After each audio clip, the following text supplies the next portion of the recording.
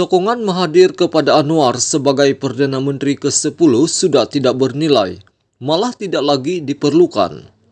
Secara tiba-tiba kini sudah wujud suatu kecenderungan baru yang bertujuan untuk memastikan kerjasama politik yang diimpikan Tun Mahathir Mohamad dengan Anwar Ibrahim benar-benar menjadi kenyataan.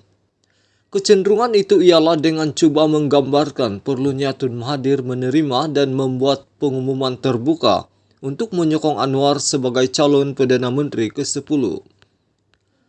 Disebut jika itu dilakukan, maka tiada sebab kerjasama tidak boleh terjalin semula antara kedua pemimpin tersebut. Seterusnya, secara automatik juga dapat memastikan UMNO BN dikalahkan sekali lagi.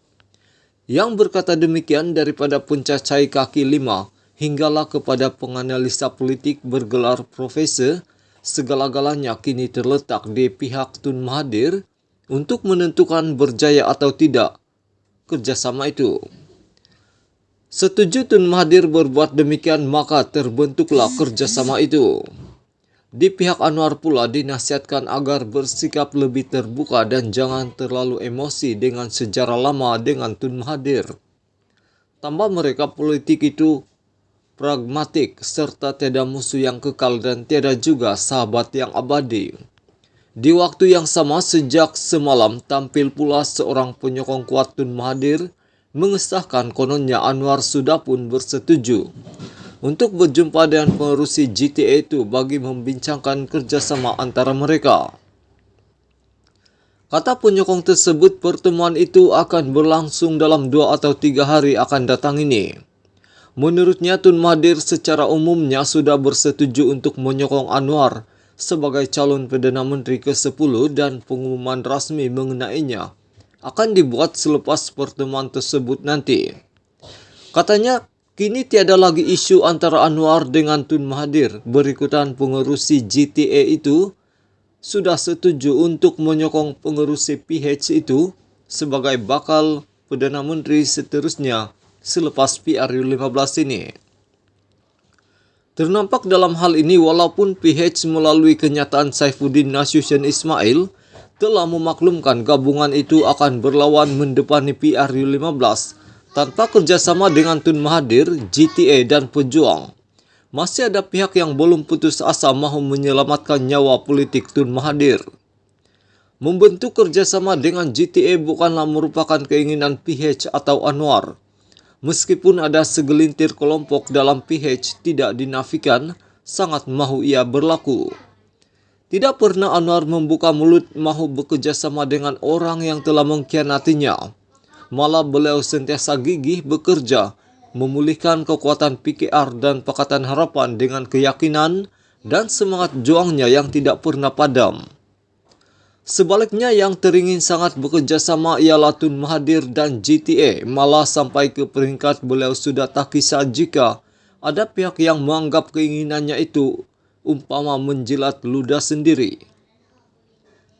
Tun Mahathir bukan saja merasakan PH berpotensi untuk menang, tetapi juga untuk menumpang kemenangan PH bagi mengelakkan GTA ditimpa kekalahan memalukan. Seterusnya dapat pula menyelamatkan karier politik anaknya Mukris Mahathir.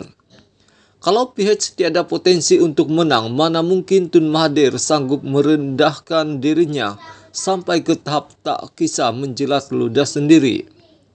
Berarti dalam hal ini sokongan Tun Mahathir kepada Anwar sebagai Perdana Menteri ke-10 sudah tidak bernilai lagi kerana keinginan bekerjasama itu sendiri tercetus atas kepercayaan Presiden PKR itu sudah pun berada di ambang kemenangan.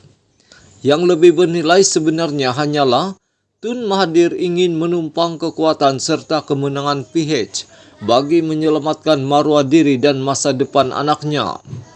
Sedemikian lebih baik PH berhenti melayan hasrat dan nafsu Tun Mahathir itu atau sesiapa saja yang cenderung bersimpati kepadanya.